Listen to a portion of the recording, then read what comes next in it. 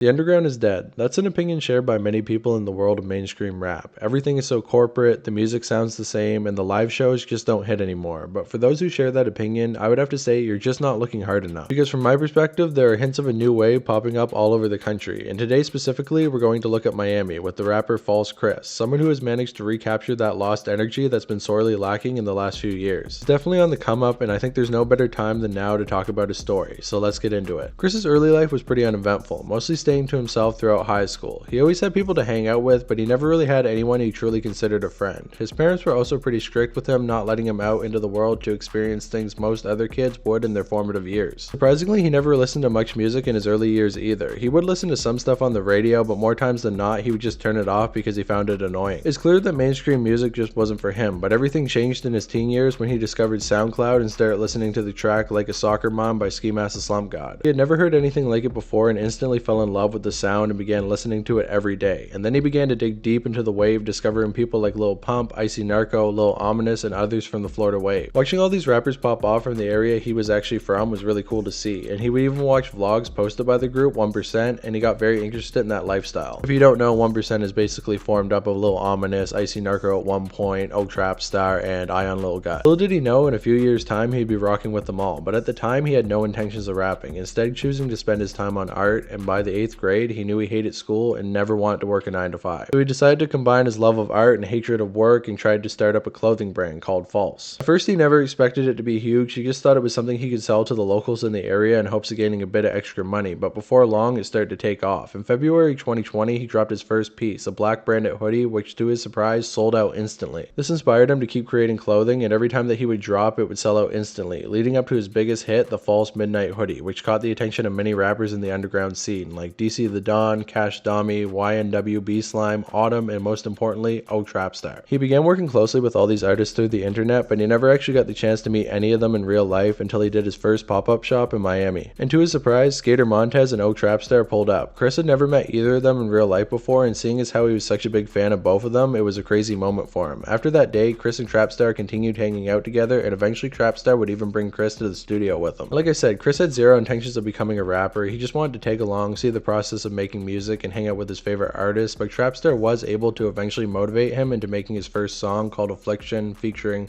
Trapstar. Chris mainly just made this song for fun, and he never really had any intentions of dropping it, because just like his clothing brand before, Chris really didn't expect much of this song and never expected it to blow up. So he basically sat on the song for a couple months, completely forgetting about it. But in that time, he still stayed busy doing more pop-up shops all over Miami and getting to meet more rappers and fans alike. Seeing all the support he was getting in the local area gave him enough confidence to finally drop the song, but he decided to do so on April 1st, somewhat treating it as a joke, but also somewhat hoping that people would still fuck with it. And to his surprise, it seems like fans really were fucking with it, because after only 1 week, it had 12k plays. And I know what you're thinking, maybe that's not a lot of plays, but he never really promoted the song, put it out there, and it was just people who actually knew him from the area seeking the song out on their own. He had a lot of in real life support, which is a pretty heavily underrated thing in today's music industry, because in real life motion is a lot more important than internet motion. You can be the most popping rapper in the world on the internet, but then you go to a show and only 10 people show up. You don't want that to happen. You want actual people who turn up for you in real life and go to your shows. And after Chris seeing how crazy this song went, he decided to go back to the studio time and time again, learning everything he could from Trapstar, and eventually the two grew to be almost as close as brothers. It was through this connection to Trapstar that doors began to open for him. He was able to travel around the country, getting to watch Lil Yachty and Lil Tecca perform live while he was on stage with them, seeing firsthand what it was like to perform in front of a huge audience. He learned the best ways to hype them up, the best ways to control the energy in the room, and most importantly, just learned how to be a good performer. And Chris even got a chance to make connections with new people, like his videographer Roll Vera, who he still works with even to this day. Things were looking up for Chris and Trap. Their buzz was growing every day in the underground, people were going crazy at the shows, and it almost felt like the prime SoundCloud days were back again. But unfortunately, on May 25th, 2022, the worst happened when news broke that Oak Trapstar had passed away in a car accident earlier in the day. After Chris received the news of his best friend's passing, most would assume he'd probably put down the mic for good and leave that part of himself in the past. But instead of leaving it all behind, he started to think of just how much him and Trap had built, all they had accomplished in such a short time, and just how much Trap actually supported his career. So he decided to choose to keep his friend's name alive by continuing to make music. He went straight back to the studio and began working on his first EP, a tribute to Trapstar that contained all the songs the two had made together during their time as friends, called Forever Stars. This release ended up pushing pretty good numbers in its first week on both Spotify and SoundCloud, gaining over 100k streams on both platforms, and after that he was even more inspired to spend more time in the studio working on new music. And this is when he began to grow closer and closer to Skater Montez and Trap's cousin Lil Ominous, as well as another member 1% named Iron Lil Gut, who helped him improve his craft even further, as well as getting him connected with another artist in the wave named 777 Villain. The two became frequent collaborators working on tracks like Man Up, which Chris would actually perform at his first ever live show in Miami. Even though it was his first time performing, the crowd went absolutely crazy, giving Chris the reputation of being a great performer all over Miami, getting booked at a lot of small venues and selling them out every time. And every time he performed, he would also do a tribute to Trapstar, doing his best to keep his brother's name alive. All the while, he continued to drop tracks like Bussin' with 777 Villain, Matrix with Iron Lil Gut, and his song Activist, which actually became a minor hit in the underground. By the time the 2023 rolled around, Chris's status as a performer had grown to the point he was able to get booked as a special guest for DC The Dawn, once again getting a crowd of over 300 people. This was the biggest performance he had ever done, but it didn't matter to him because he was still able to turn up every single person in that venue, growing his influence in the scene even further. After seeing the reaction they were getting at live shows, Chris, Skater Montez, and Lil Ominous all came together to create a company known as Vice City World, meant to revitalize the live show circuit in Miami, as well as give lesser known artists a chance to get to play at their first live shows. Chris and his team started flying around the country, linking up with artists in New York and LA like Young Bands and 4 or 5, hoping to get them as part of the movement, and they even connected with Kid Trunks of all people. It seems like a big part of Vice City World's identity is bringing back some of these artists who have kind of a tarnished reputation or just got left behind for one reason or another, which I really appreciate because I definitely think some of these guys deserve a second chance. They even managed to get Autumn on board with this movement, and Chris actually recently performed with him, and that show went absolutely crazy, and a lot of blogs reported on it, pushing his star even farther, with outlets like Underground Sound and Mosh Pit Daily really showing that the whole underground seems to be behind him. He's been gaining hundreds of thousands of plays on both Spotify and SoundCloud, and he's really been growing as a star in Miami lately, so I think if you like that hype type of music and that old sound from 2016, 2017, you should definitely check him out. Vice City World is definitely a cool project. I really fuck with Lil Ominous and FalseCris and everybody else who's involved with the project. They're really helping those smaller artists get their start in the industry, and I think that's really cool. They're really humble guys. They're willing to talk to almost everybody and work with people. It's super cool to see, and overall I just think the Miami wave is making its way back. So next time somebody tells you that the underground scene is dead or that the wave is past, look a little deeper for the people who are actually really putting on for the culture. So shout out to FalseCris, shout out Vice City World, rest in peace Trapstar, and shout out Knife Gang. Appreciate all the love and support I got this year. It was a great year. We really grew. We got to do some cool things, and I think it's going to get even better in the new year. So leave some knife emojis in the comments below if you're fucking with the wave. And also, I just dropped an interview with Cameron Nazi if you want to check that out. That was super cool to do. That's on Twisted Society, so check that out. I'll put the link in the description below. Subscribe if you haven't already, because we're still trying to get to that 10,000 mark. And besides that, I'm going to stop shilling. Check out my Instagram, check out my Discord, and I appreciate you guys. See you next year. Goodbye.